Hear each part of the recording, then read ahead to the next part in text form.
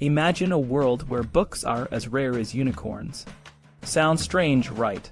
But for centuries this was the reality for many people, especially those who couldn't see. The invention of the printing press by Johannes Gutenberg in the 15th century revolutionized the way we share knowledge. But it took a long time for this revolution to reach everyone, especially the blind. It was a world where the blind were cut off from the written word, condemned to live in an age of oral literature. But then a young French boy named Louis Braille changed everything with a simple yet brilliant idea. In the 18th century, a French professor named Valentin Hauy had a groundbreaking idea. He thought that the blind might be able to read with their fingers. Hauy designed a simplified italic type in raised letters and introduced it to pupils at the Royal Institute for the Young Blind, which he founded in Paris in 1785. This was a small step, but it opened the door to a bigger revolution. Hauy's system, however, had its limitations. The raised Roman letters were difficult to read and even more challenging to write. It was a good start, but it needed improvement. Enter Louis Braille. Born in 1809, Louis was a curious and determined boy. He became blind at the age of 3, when he accidentally stuck a knife into his eye while playing in his father's leather shop. Sympathetic ophthalmia then made him totally blind. Despite his condition, Louis was an accomplished cellist and organist. When he was just 10 years old, he received a scholarship to Hauy's Institute. There he discovered that the embossed Roman alphabet used by Hauy was almost unreadable.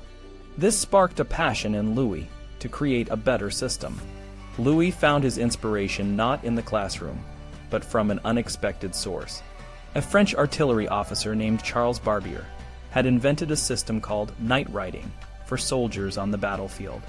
Night writing used a tiny grid of 12 raised dots to form letters and sounds.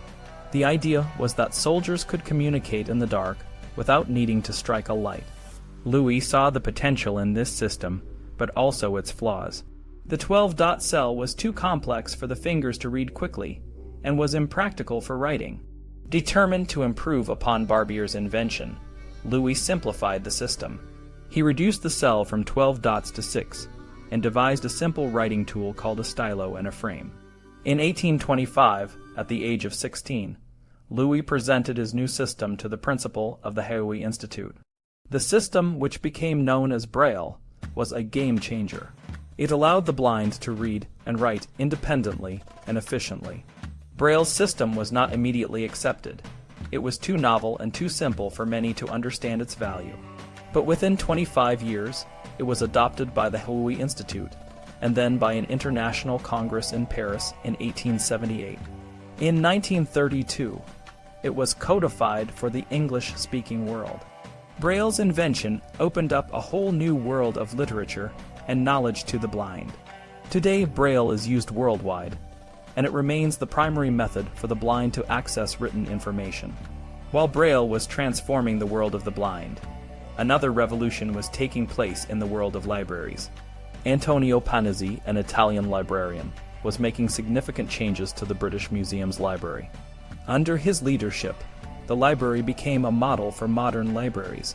Panizzi recruited scholars who were attracted by the secure tenure and the atmosphere of learning.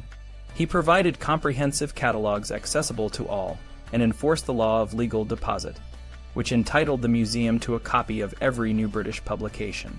Panizzi refused to second-guess the future by collecting only worthwhile books on important subjects. He believed in the value of a comprehensive collection.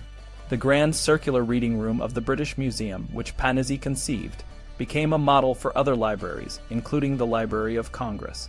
He also devised his own set of cataloging rules, and insisted on a complete alphabetical name catalog. Despite resistance from the trustees, a royal commission in 1850 supported Panizzi's innovations. While Panizzi was transforming the British Museum's library, the idea of public libraries was still in its infancy. Thomas Carlyle, a Scottish philosopher, demanded public libraries in every county town. However, it was Andrew Carnegie, a Scottish-American businessman, who would make this dream a reality. Carnegie, known for his philanthropy, donated money to build public libraries across the United States and other countries, ensuring that access to books was not limited to the elite. The invention of Braille and the transformation of libraries are just two examples of how innovation and determination can change the world. But there is another story, one that is less about progress and more about resistance to change. This story is about the Muslim world and its relationship with the printing press. The Muslim world, with its rich literary tradition, has a unique relationship with the written word. The Quran, the holy book of Islam, is central to Muslim life. It is believed to be the uncreated, eternal word of God, revealed to the Prophet Muhammad in the 7th century. The Quran is not just a religious text, it is the cornerstone of Arabic language and culture. The Arabic language, with its rich poetic tradition and complex grammar, became the language of God. Muslims across the world use Arabic for their daily prayers, and children are expected to memorize the Quran from a young age. Despite the importance of the written word in Islam, the Muslim world was slow to adopt the printing press.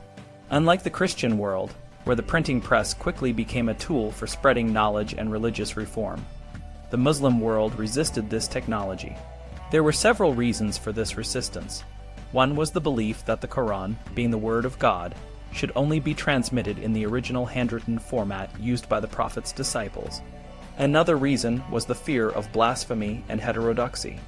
Any deviation from the traditional methods of transmitting the Quran was seen as a potential threat to the purity of the text. The first printed Quran appeared in Venice in 1530, less than a century after the Gutenberg Bible. This was a victory for those who believed that understanding the Quran could help combat the spread of Islam. However, it was not until the 19th century that the printing press became more widely accepted in the Muslim world. Even then, its adoption was limited, and many Muslim scholars continued to prefer handwritten copies of the Quran.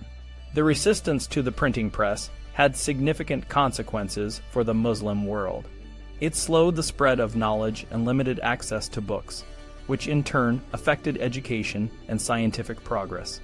While the West was rapidly advancing in science and technology, the Muslim world lagged behind. This is not to say that the Muslim world was stagnant.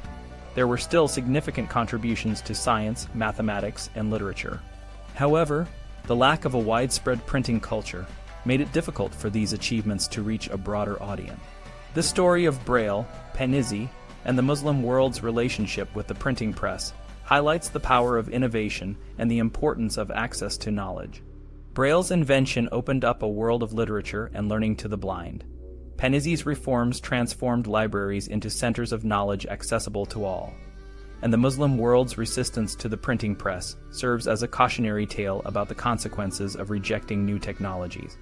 In the 21st century, we live in a world where information is more accessible than ever before.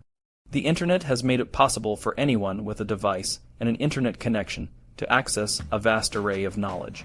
However, we must remember the lessons of the past. Access to information is not just about having the technology. It is also about the willingness to embrace and use it. The stories of Braille, Panizzi, and the Muslim world remind us that innovation and determination can overcome even the most daunting challenges. They also remind us that the power of the written word, whether in Braille, a library, or a printed book, remains a fundamental tool for human progress.